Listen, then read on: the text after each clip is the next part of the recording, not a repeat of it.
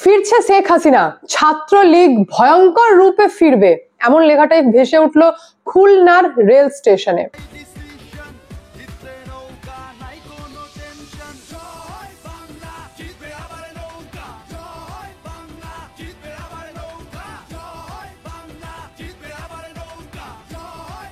এখানে আপনাদেরকে জানিয়ে দিই যে বাংলাদেশে তো দেখছি প্রত্যেক দিন দিনের পর দিন পলিটিক্সে নতুন নতুন টুইস্ট আসছে, যেখানে আরেকটা ভয়ঙ্কর খবর বাংলাদেশ থেকে আসছে যে বাংলাদেশে ছটা ব্যাংক ডুবতে বসেছে।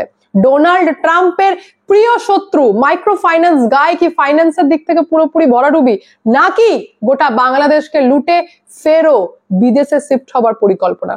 সমস্ত খবরের ডিটেলে যাওয়ার আগে নমস্কার, আমি অদ্বিতীয়া রয়। আজকে আবার চলে এসেছি আমার ছোট্ট ইউটিউব চ্যানেল সঙ্গে অদ্বিতীয়ায়।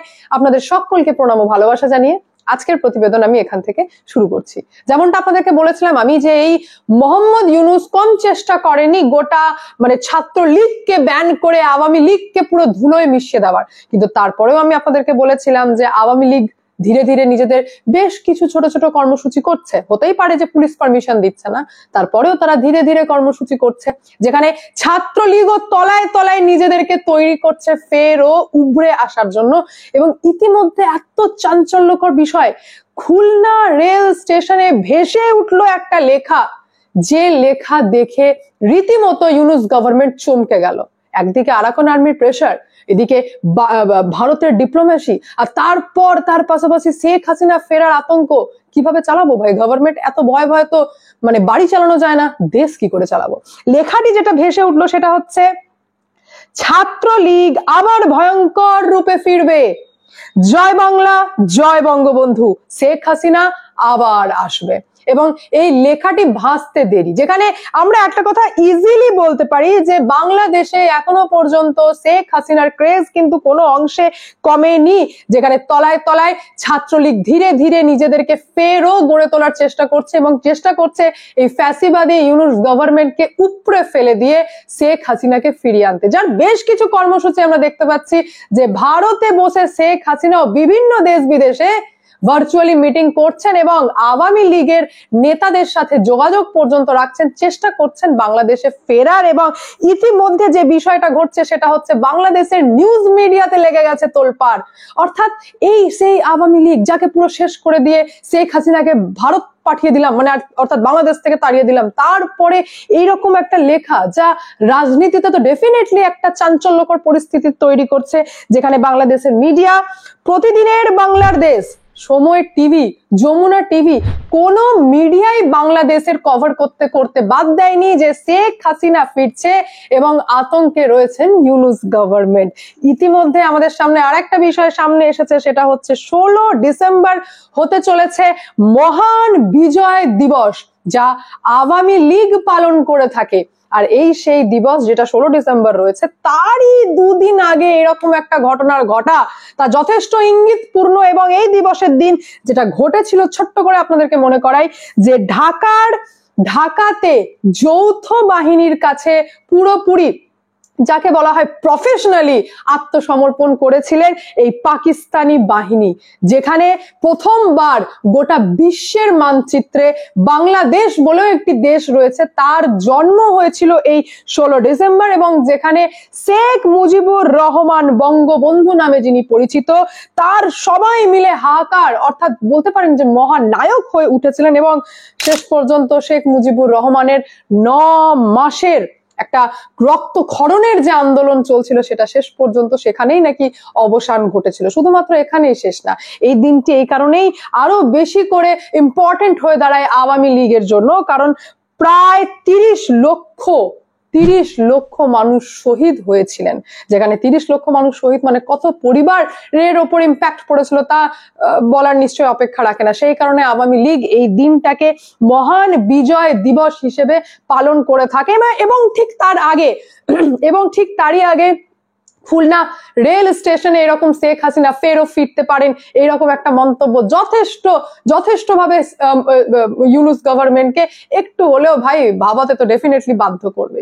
এই সমস্ত তো ঠিক ছিল, কিন্তু যেটা ঘটছে যে এত কিছু প্রেসারের মধ্যে দেশ চালানোর ভয়ঙ্কর প্রেসার তো রয়েছেই, যেখানে পলিটিক্যাল ক্রাইসিস বাংলাদেশের, ইন্ডাস্ট্রিয়াল ক্রাইসিস বাংলাদেশের, ফাইন্যান্সিয়াল ক্রাইসিস, বাংলাদেশের এই সমস্ত কিছুকে ট্যাকেল করতে গিয়ে শেষ পর্যন্ত ডাউনফল হলো বাংলাদেশের ছটা ব্যাংক। ভারতীয় ব্যবসাদাররা পরিষ্কার জানিয়ে দিয়েছে যে সব দেশের সঙ্গে ব্যবসা করব, কিন্তু বাংলাদেশের সঙ্গে ব্যবসা করাটা খুব চাপ হয়ে যাচ্ছে। না, এটার মানে এটা নয় যে বাংলাদেশে ধর্মর একটা বিরোধ চলছে, জোকারগিরি করছে বাংলাদেশ, সেই কারণে ব্যবসাদাররা বলছে ভারতীয় যে না আমরা ব্যবসা করব না, তা কিন্তু নয়। এখানেও লজিক কাজ করছে। সরকার অ্যাকশন নিল না, আমরাই অ্যাকশন নিলাম, তা নয়। এখানে লজিক কাজ করছে এটাই যে যেটা ফ্যাক্ট, যেটা ঘটছে সেটা হচ্ছে ভারতের ব্যবসাদাররা বলছেন যে আমরা অসুবিধা নেই বাংলাদেশের সঙ্গে ব্যবসা করতে, আমরা করছি, কিন্তু সমস্যাটা হচ্ছে যে সেখানকার ইন্টারনাল যা পলিটিক্স চলছে এবং এই মুহূর্তে তাদের জিডিপির যা অবস্থা, তাদের ফিনান্সিয়াল দিক থেকে যা ক্রাইসিস চলছে, তাদের টেক্সটাইল যেভাবে ডুবছে, তাদের এলওসির আর কোনো দাম নেই। অর্থাৎ আমি তো পাঠিয়ে দেবো মালপত্র, কিন্তু তারা আমাদেরকে টাকা দিতে পারবে না, কারণ এলওসি, লেটার অফ ক্রেডিট, যেটা বাংলাদেশে মাল ঢোকার পর বাংলাদেশ সরকার দিয়ে থাকেন ইন্ডিয়ান এক্সপোর্টারদেরকে, তারা বলছেন যে এলওসি কে তো অনারই করতে পারবে না সেখানকার ব্যাংকগুলি। অর্থাৎ ফুললি আপনারা বলতে পারেন ব্যাংকের কন্ডিশন ভয়ঙ্কর খারাপ, কারণ লোকাল কারেন্সি এবং ফরেন কারেন্সি ডুবতে চলেছে। আমি আপনাদেরকে বলেছিলাম যে ফরেন কারেন্সির অবস্থা খুবই খুবই খুবই খারাপ বাংলাদেশের এখন, তাই হয়েছে যার জন্য 6টা ব্যাংকের নাম ওপেন সামনে এসেছে, যার পুরোপুরি বলতে পারেন যে ডাউনফল, একদমই বাজে অবস্থা রয়েছে এই সমস্ত ব্যাংকের বাংলাদেশের, যার মধ্যে রয়েছে BRAC Bank, City Bank, Dutch Bangla Bank, Eastern Bank, Mercantile Bank, Premier Bank. এই 6টা ব্যাংকের অবস্থা ভয়ঙ্কর খারাপ। সেই কারণে FIEO স্টেটমেন্ট আমি আপনাদেরকে জানাচ্ছি, যেটা হচ্ছে ফেডারেশন অফ ইন্ডিয়ান এক্সপার্ট অর্গানাইজেশনের রিজনাল চেয়ারম্যান, তিনি স্টেটমেন্ট দিয়েছেন যে বেটা আমাদের এখানকার ব্যবসাদাররা একদমই বাংলাদেশের সঙ্গে ব্যবসা করতে ইন্টারেস্টেড না, কারণ আমরা ভয় পাচ্ছি, লজিক্যালি আমরা ভয় পাচ্ছি। সেই কারণে যোগেশ গুপ্তা, রিজনাল চেয়ারম্যান, তিনি জানিয়েছেন যে export out of India to Bangladesh has hit badly because the payment assurance have come down to a very low level। এবং সেখানে এটাও বলা হয়েছে যে এলওসি অর্থাৎ লেটার অফ ক্রেডিট যেটা বাংলাদেশ দিয়ে থাকে তার প্রতি আমাদের ভরসাই নেই, কারণ এই যা ডেভেলপমেন্ট হয়েছে বাংলাদেশে তাতে এলওসি কে অনার করতে পারবে কি পারবে না তার কোনো গ্যারান্টি নেই। আবার আমাদের দেশে ইন্ডিয়ান এক্সপোর্টাররা কোনোভাবেই কোনো ঝামেলাতে পড়তে চায় না, কারণ ভারতের গভর্নমেন্ট এবং আরবিআই এই সমস্ত মামলায় অত্যন্ত স্ট্রিক্ট। যদি ফেমা প্রভিশন লেগে যায় সেটাকে চ্যালেঞ্জ করা এবং সেটাকে ফেস করার মতো ইচ্ছে ভারতীয় ব্যবসাদারদের নেই, ভারতীয় এক্সপোর্টারদের নেই। সুতরাং ভাই ব্যবসা করারই নেই, ব্যবসা করারই নেই। ওনারা আগে নিজেদের অবস্থা ঠিক করুক, তারপর we will think যে আমরা বাংলাদেশের সঙ্গে ব্যবসা করব কি করব না। যেখানে আমি আপনাদেরকে জানিয়ে দিই যে সব থেকে মেন এই সমস্ত পরিস্থিতির কারণ হচ্ছে বাংলাদেশের ফরেক্স ক্রাইসিস। সব থেকে মেন কারণ হচ্ছে বাংলাদেশের ফরেক্স ক্রাইসিস এবং ইনফ্লেশন রেট, যেটা ভীষণ চিন্তায় ফেলছে এবং বিভিন্ন রকম ভাবে ইনফ্লেশন রেটটা ধীরে ধীরে বাংলাদেশের সাধারণ মানুষের উপর ইম্প্যাক্ট ফেলতে শুরু করেছে। সেই কারণে ইউনূস গভর্নমেন্ট এখানে একটা ভয়ঙ্কর চালাকি করছেন।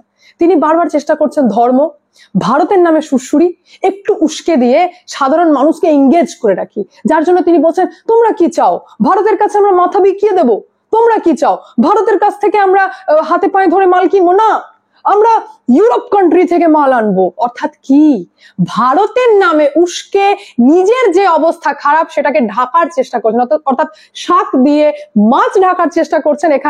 এখানে আপনারা বলতে পারেন যে মাইক্রো ফাইন্যান্স গায়, যেটা ডোনাল্ড ট্রাম্প ইউনূসকে বলে থাকেন, এটা আমি বলছি না, ডোনাল্ড ট্রাম্প বলে থাকেন। ওকে, আরো যেটা মেন কারণ সেটা হচ্ছে ম্যানুফ্যাকচারিং ক্যাপাসিটি, যেটা একদম বাংলাদেশের কমে গেছে, ভীষণ খারাপ অবস্থা ম্যানুফ্যাকচারিং ক্যাপাসিটি, এবং বড় বড় কোম্পানি বাংলাদেশ ছেড়ে ভারতে বেশি ইন্টারেস্টেড হচ্ছেন এবং ভারতের ব্যবসাদাররা বেশি লাভবান হচ্ছেন, কারণ সেই সমস্ত কোম্পানি বাংলাদেশকে বলছে টাটা বাই বাই, তোমরা ভাই শুক্রবার দিন ছুটি কাটাও, তোমরা ভাই মহিলাদেরকে হিজাব পরাও, তোমরা ভাই মহিলাদেরকে বাড়িতে রাখো, আমার তাতে কিচ্ছু যায় আসে না, তোমার দেশ, তোমরা ভাড় মে যাও, আমার কাজ হচ্ছে ব্যবসা করা, আমি এই দেশে পেলাম না তো অন্য দেশে যাব।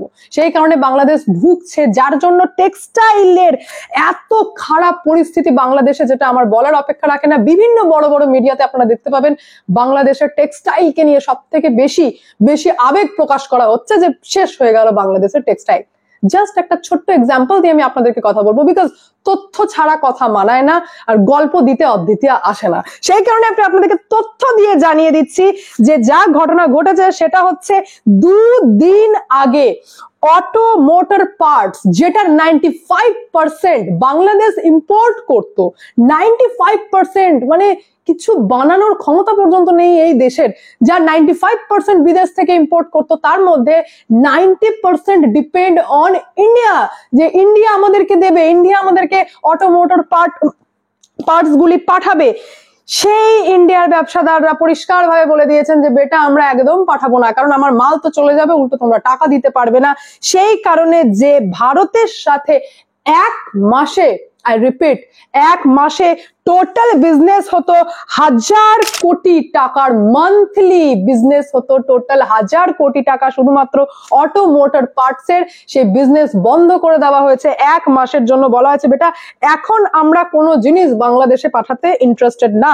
সেই কারণে 20,000 শপকিপার্স কাশ্মীর গেট মার্কেটে, অর্থাৎ দিল্লিতে একটা কাশ্মীর গেট মার্কেট বলে মার্কেট রয়েছে, যে মার্কেট থেকে বাংলাদেশে এই অটোমোবাইলস পার্টস গুলো পাঠানো হতো। তো সেই মার্কেটে গিয়ে পরিষ্কারভাবে 20,000 দোকানদার জানিয়ে দিয়েছেন যে একদম আমরা বিভিন্ন দেশে পাঠিয়ে দেবো, আমরা তাজিকিস্তান, দরকার হলে পাকিস্তান পাঠিয়ে দেবো, বাট বাংলাদেশে আমরা পাঠাতে ইন্টারেস্টেড না।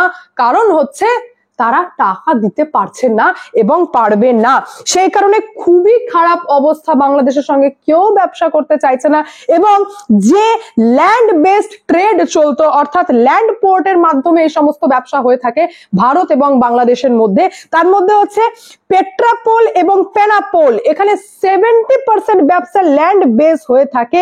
সেখানে দিনের পর দিন ধীরে ধীরে ধীরে ধীরে ডাউনফল স্টার্ট হয়েছে, এবং এটাও গেস করা হচ্ছে যে আগামী এক মাসের মধ্যে আরো বেশি খারাপ অবস্থা হতে চলেছে এবং ডাউনফল হবে। বাংলাদেশের সঙ্গে আমরা ব্যবসা করতে একদম ইন্টারেস্টেড না। শুধু এখানেই শেষ না, আপনাদেরকে জানিয়ে দিই আসাম ত্রিপুরা থেকেও জানিয়ে দেওয়া হয়েছে যে বাংলাদেশ যেহেতু টাকা দিতে পারছে না এবং ফিনান্সিয়াল ক্রাইসিসের মধ্য দিয়ে যাচ্ছে, সেই কারণে আমরা একদমই ব্যবসা করতে চাইছি না। তার পাশাপাশি আসাম এবং ত্রিপুরার সরকারও এটা জানিয়েছেন যে হ্যাঁ, একটা কারণ তো এটা রয়েছে যে সেখানে মাইনরিটির উপর অত্যাচার চলছে, হিন্দুদের উপর অত্যাচার চলছে, সেটা তো ডেফিনেটলি একটা কারণ, কিন্তু তারপরেও আমরা বাংলাদেশের সঙ্গে একদম ব্যবসা করতে ইন্টারেস্টেড না।